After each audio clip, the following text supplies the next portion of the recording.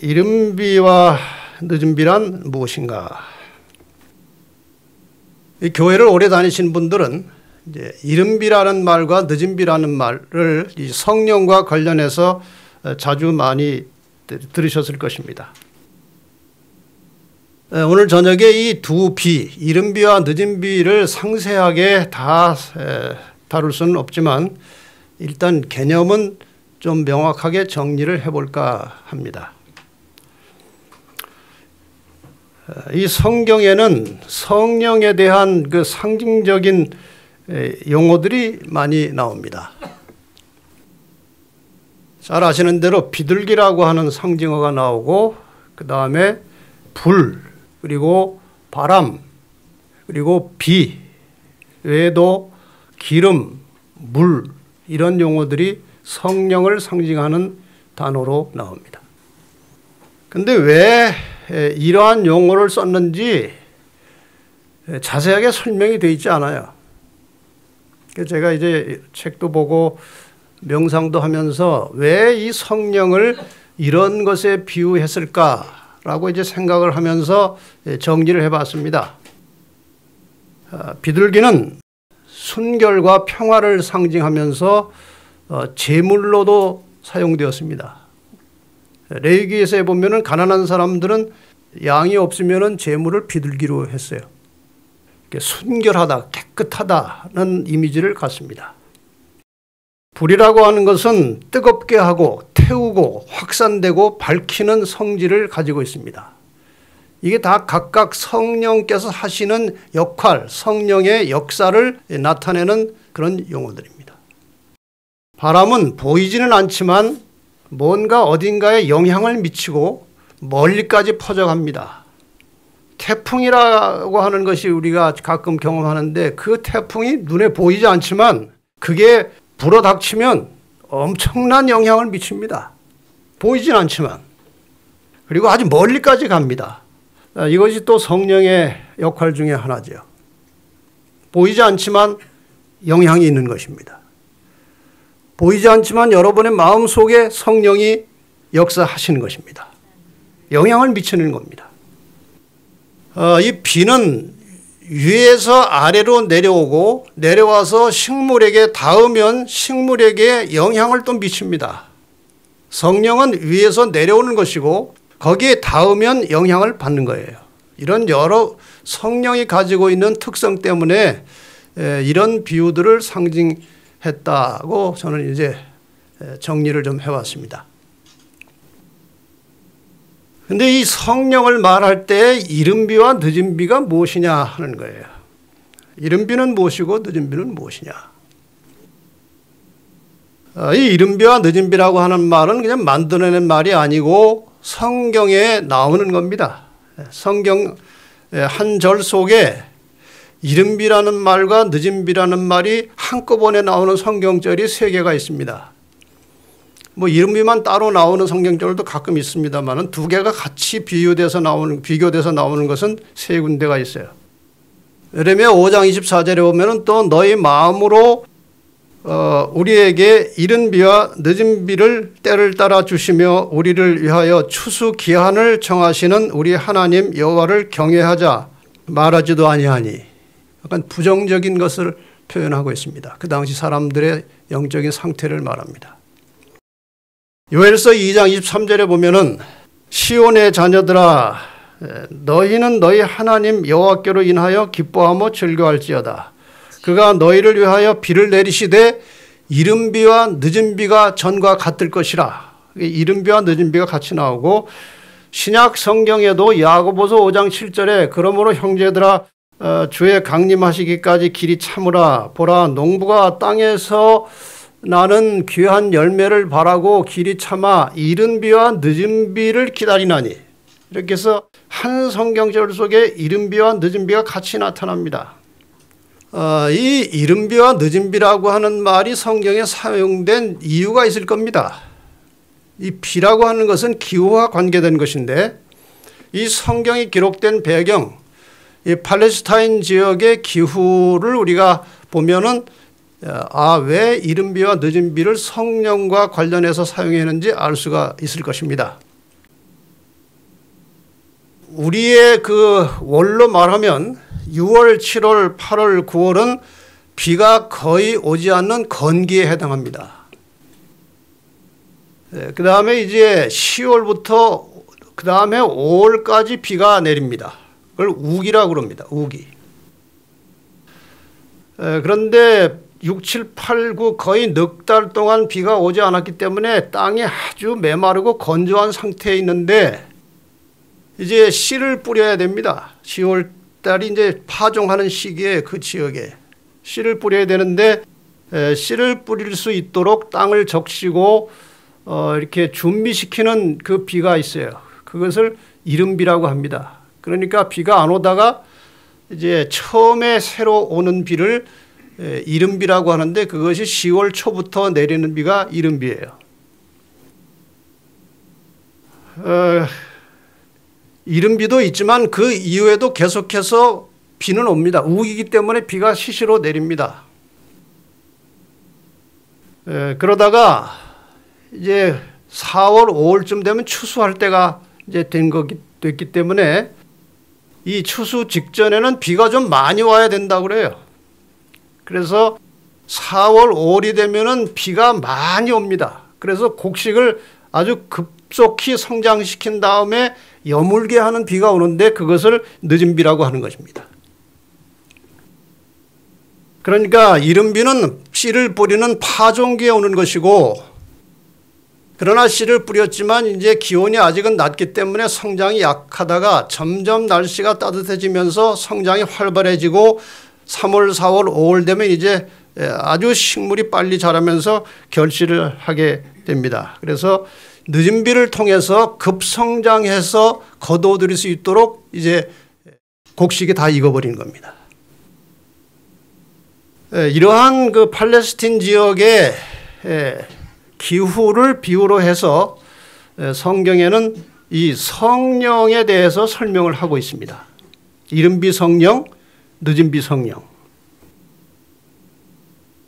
그래서 이 늦은 비 성령과 이른 비 성령의 개념을 여러분이 조금 이해하실 필요가 있기 때문에 설명을 잠시 드리자면, 이 이른 비와 늦은 비는 팔레스틴 지역의 기후를 예증으로 해서 복음 사업이 시작되고 맞춰지는 역사를 이 비를 가지고 설명하고 있습니다. 그래서 큰 개념으로 보면 복음의 씨앗이 파종될 때 작용한 그 폭발적인 성령의 역사를 말하는 것입니다. 그게 이른 비예요. 늦은 비는 예수님의 재림으로 세상 역사가 끝나기 직전에 있을 구원받을 자에 대한 추수를 위한 성령의 역사를 늦은 비라고 합니다. 여기까지 여러분이 대략 다 아시는 거죠. 그러나 복음에 있어서는 이른 비에도 파종과 추수가 있었고, 그것은 어떤 방식으로 있었는가 하면은 예수님께서 뿌려놓은 말씀의 씨앗을 받은 사람들을 성령 충만한 제자들이 추수했습니다. 그러니까 이른 비라고 해서 그냥 씨만 뿌리고 끝나는 것이 아니고 뿌린 씨를 추수하는 역사가 한동안 있었습니다. 그 속에. 실제로 한번 보십시다. 예수님께서 이 땅에 계시는 동안에 3년 반 동안 많은 사람들에게 말씀을 가르치고 전하셨습니다. 예수님의 말씀은 생명의 씨앗이 되어서 많은 사람들의 마음밭에 뿌려진 것입니다. 여기 한 책에 보면 그리스도께서 뿌리신 씨, 이 말씀은 마음속 깊이 심어지고 싹이 터서 제자들이 성령의 은사를 받았을 때에 수확을 거둬들일 수 있게 되었다. 확실하죠? 그러니까 여기 이제 제자들이 복음을 성령 받아서 복음을 전했을 때 엄청난 일이 벌어졌습니다. 그렇죠?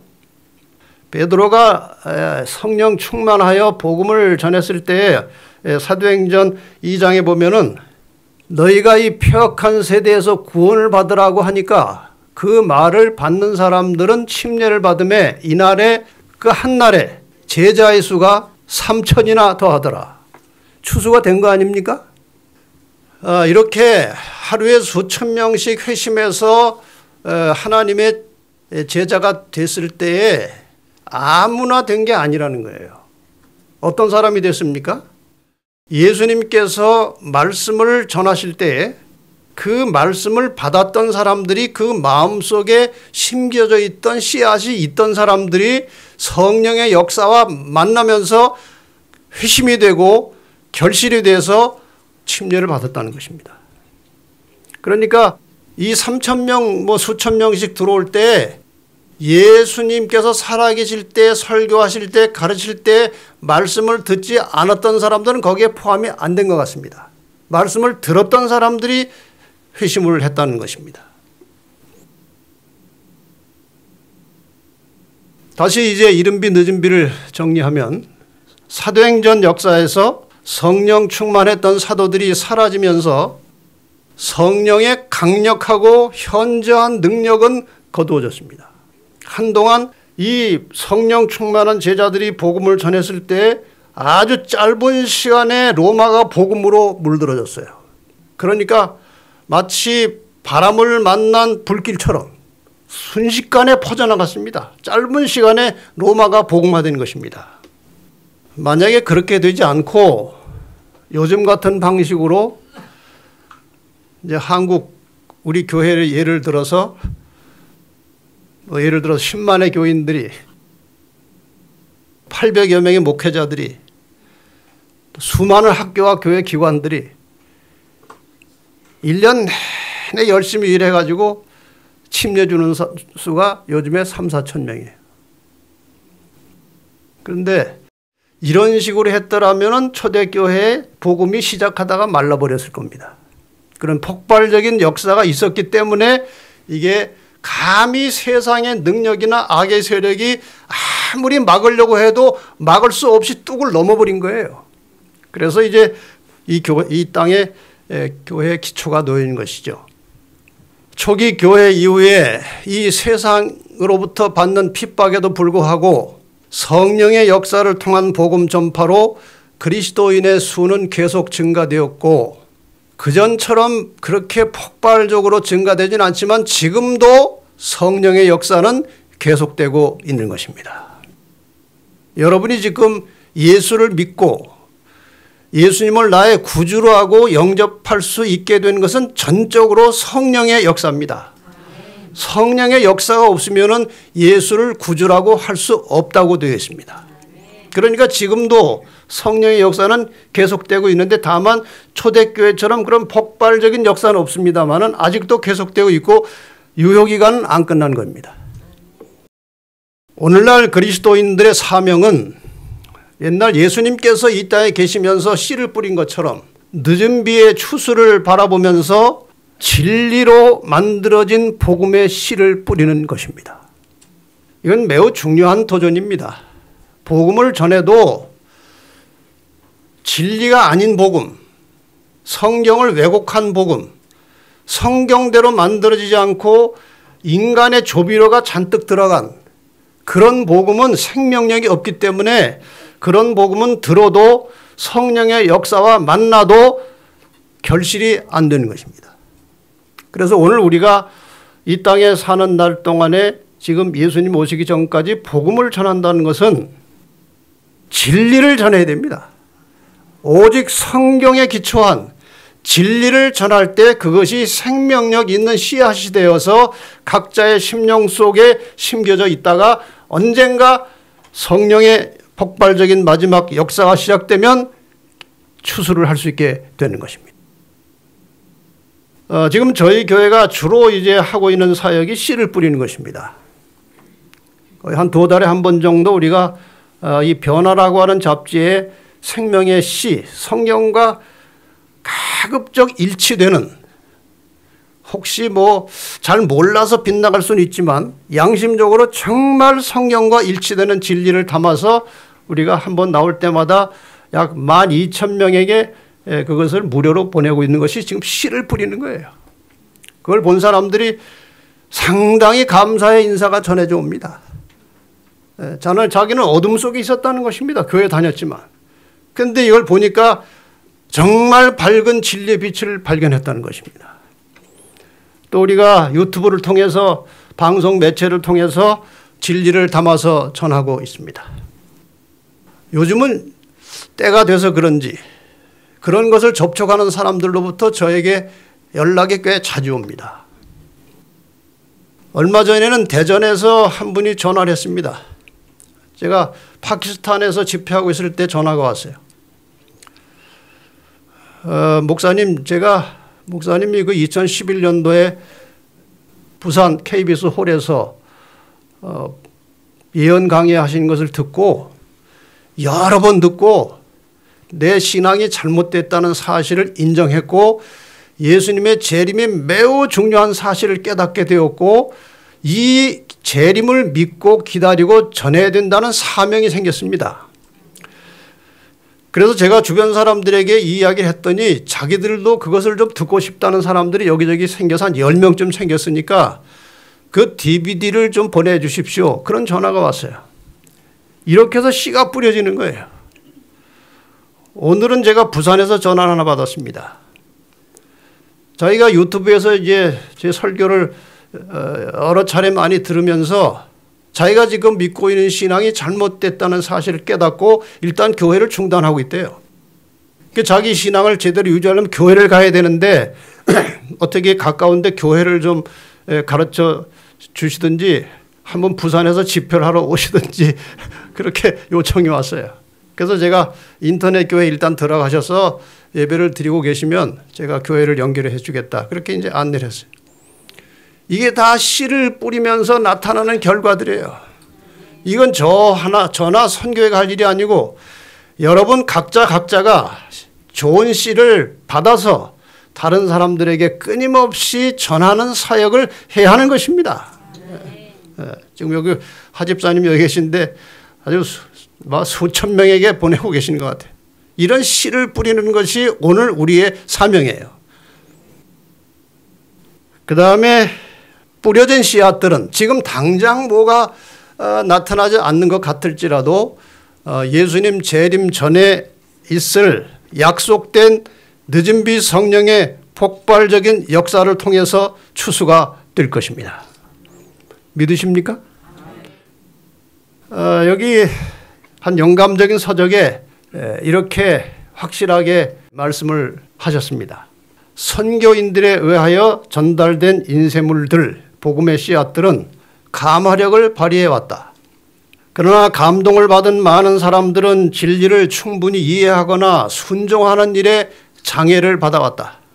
이게 무슨 말인가 하면은 진리의 씨앗을 받았는데 어떤 사람은 이게 옳은 것 같은데 충분히 이해가 안 돼 있을 사람도 있고 어떤 사람은 확실하게 깨달았지만 여러 가지 교회 관계, 인간 관계 때문에 이 받은 바 진리대로 순종하지 못하는 사람들도 있다 이것입니다. 이제는 밝은 광선이 각 곳으로 뚫고 들어가서 진리가 분명하게 드러나게 된다. 이게 늦은 비 성령의 역사예요. 그러니까 지금 이 시대에 우리가 뿌려놓은 씨앗들이 사람들의 마음에 심겨져 있긴 하지만 아직 결단을 내리지 못하거나 충분한 이해가 안 된 사람들이 있을 텐데 그들은 마지막 늦은 비 성령이 임하시면은 밝히 진리를 깨닫게 된다는 것입니다. 여기에 관련해서 요한계시록 18장 1절과 2절에 보면은 분명한 약속이 되어 있습니다. 일 후에 다른 천사가 하늘에서 내려오는 것을 보니 큰 권세를 가졌는데 그의 영광으로 땅이 환하여지더라 그랬어요. 그 영광으로 땅이 환하여지더라고 하는 말이 바로 두 가지 의미가 있는데 하나는 희미하게 혹은 가려져서 잘못 알고 있던 진리들이 확실하게 밝히 드러날 것이라 이거예요. 올바른 성경의 진리가 백일하에 드러나서 많은 사람들이 그동안 잘못 알고 있던 진리들을 교리들을 포기하고 올바른 진리로 돌아올 것을 예고하는 것입니다. 밝은 진리가 드러날 것입니다. 그 다음에 또 하나의 의미는 이것이 바로 마지막 때의 늦은비 성령의 역사예요. 이 늦은비 성령의 역사를 통해서 그동안 약간 희미하고 애매하던 것들이 확실하게 밝혀짐으로 많은 사람들이 잘못 믿고 있던 바벨론에서 나온다는 거예요. 힘센 음성으로 외쳐 가로되 무너졌도다 무너졌도다 큰 성 바벨론이요. 이래서 그릇된 잘못된 교리에 묻혀서 방향을 모르고 있던 사람들이 마지막 늦은비 성령의 역사를 통해서 진리로 찾아 나올 것을 예언하고 있는 것입니다. 그리하여 하나님의 정직한 자녀들은 이미 받은 씨앗에 진리의 씨앗에 성령의 역사함으로 이것이 이제 열매를 맺게 되면 하나님의 정직한 자녀들은 그들을 결박하고 있던 줄을 끊어버리게 된다. 이제는 혈연관계, 교회관계가 그들을 붙들어둘 수 없을 정도로 무력해진다. 그전에는 이 사람 관계 때문에 결단을 못 내렸는데 이 늦은비 성령의 역사를 통해서 확실하게 이제 결단이 오면은 인간관계, 혈연관계, 교회관계 다 끊어버리고 진리에 서게 될 것이라 그 말이에요. 진리는 다른 어떤 것보다 더욱 귀중하다. 여러 기관들이 진리를 대적하기 위하여 결속하였을지라도 많은 사람들이 주님 편에 서게 된다. 이렇게 해서 마지막에 구원받을 자들과 구원받지 못할 자들이 가려지는 것입니다. 정리하면 이 상징을 가지고 이제 정리를 하겠습니다. 이제 조만간 때가 되면 비둘기같이 순결한 성령이 소낙비처럼 내려오셔서 강풍을 만난 불길처럼 마지막 구원의 소식으로 온 세상을 뒤덮을 것이고 마침내 각자의 영원한 운명이 결정될 것입니다. 이것이 성령의 마지막 역사입니다. 자, 그러면 이제 정리를 좀 해보겠습니다. 복음의 씨 뿌리기와 구속사업이 완성되는 관계를 잠깐 도표로 알기 쉽게 여러분들에게 설명하겠습니다. 예수님께서 씨를 뿌리셨습니다. 마침내 제자들이 성령 충만하여 복음을 전했고 잘 익은 하나님의 알곡들을 추수했습니다. 이렇게 해서 기독교가 설립이 된 겁니다. 초기에 기독교가 이렇게 만들어졌습니다. 오늘날 우리들이 진리의 씨를 세상에 뿌리고 있습니다. 조만간 하나님의 계명에 충실한 남은 자손들에게 성령 충만한 역사가 드디어 다시 나타날 것입니다. 이들이 이제 추수를 하게 될 것이고 이렇게 함으로 구속사업이 완성되는 겁니다. 이게 이른비 성령과 늦은비 성령의 역사입니다. 예수님께서 뿌리신 씨를 잘 익혀서 열매로 거두어들이는 것이 이른비 성령의 역사고 그 다음에 그 이후에 이 성도들이 뿌린 씨가 다시 열매로 추수되는 것을 늦은비 성령의 역사라고 합니다. 이것이 바로 그동안 우리가 많이 들어오던 이른비와 늦은비의 의미, 역할입니다. 그럼 정리가 되셨습니까? 예. 그리스도인들은 허락된 축복들을 받기 위하여 믿음으로 구하여야 한다. 저절로 오지 않아요. 어떻게 하라고요? 구하여야 한다. 그리하면 그 축복들을 받게 될 것이다. 사도 시대에 있었던 성령의 강림은 이른비였으며 그 결과는 영광스러운 것이었다. 그러나 늦은 비는 더욱 풍성할 것이다. 이른비의 역사로 하루에 3,000명씩 돌아왔으면 그런데 그보다 더 풍성한 역사가 일어난다면 훨씬 더 많은 수가 순식간에 진리를 찾아 나오게 될 것입니다. 이것이 하나님의 약속입니다.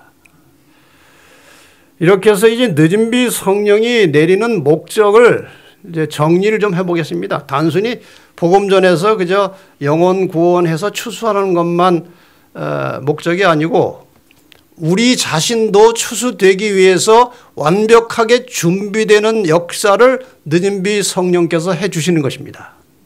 첫째, 재림을 기다리는 알곡 신자들을 완전히 여물게 해서 추수되게 될 수 있도록 준비시킵니다. 추수될 수 있도록. 두 번째, 하나님의 백성들이 더 이상 죄를 짓지 않을 수 있는 흠 없는 성품이 완성되도록 인을 치는 사건이 늦은비 성령의 역사를 통해서 나타나는 것입니다. 그러니까 늦은비 성령의 역사가 강력하게 나타날 때까지는 어느 누구도 완전하다고 자부하면 안 됩니다. 이건 늦은비 성령께서 하시는 일이에요. 그 다음에 마지막 시대에 온 세상에 전해야 할 초청과 경고의 기별, 쇠천사의 기별을 외칠 수 있도록 큰 능력을 주십니다. 복음 전도의 능력을 주십니다. 이 마지막 메시지는 양면성을 가지고 있습니다. 하나는 초청입니다. 이 기별을 받아서 구원을 받으라는 거예요. 마지막 메시지예요. 또 반면에 이 기별을 안 받으면 영원히 멸망한다는 것입니다. 이렇게 양면을 가지고 있는 마지막 메시지가 이 늦은비 성령의 역사를 통해서 전해지는 것이죠. 네 번째로 하나님의 백성들이 당할 마지막 환난과 핍박을 견딜 수 있는 믿음과 용기와 힘을 주셔서 승리하게 하십니다. 이 마지막 때에 사탄이 아마 이제 우리가 흔히 하는 말로 최후의 발악을 할 것입니다. 그동안 사용하던 모든 전술 전략을 총동원하고 자기의 부하들과 온 세상의 세력을 이용해서 하나님 믿는 사람들의 신앙을 박멸시키고 그들이 하나님께 구원받지 못하도록 온갖 전략을 사용할 겁니다. 인간의 힘으로는 견딜 수 없는 그런 시험과 핍박들이 올 것입니다. 늦은비 성령은 그러한 시대에 우리를 살아남고 끝까지 견뎌서 승리할 수 있도록 힘을 주시는 것입니다. 결론적으로 예수께서 재림하시는 날 불멸의 몸을 입고 승천할 수 있도록 하나님의 백성들을 철저하게 준비시키는 일을 늦은비 성령이 하신다는 것입니다. 이렇게 해서 구속사업은 완성되고 영원한 생명과 영원한 멸망이 갈라지고 구원으로 확정된 사람들을 재림하셔서 데리고 가시는 겁니다. 자, 그런데 그 늦은비 성령이 시기적으로 언제쯤 내리는가? 이게 많은 사람들이 궁금한 문제입니다. 우리가 정확하게 답을 할 수는 없지만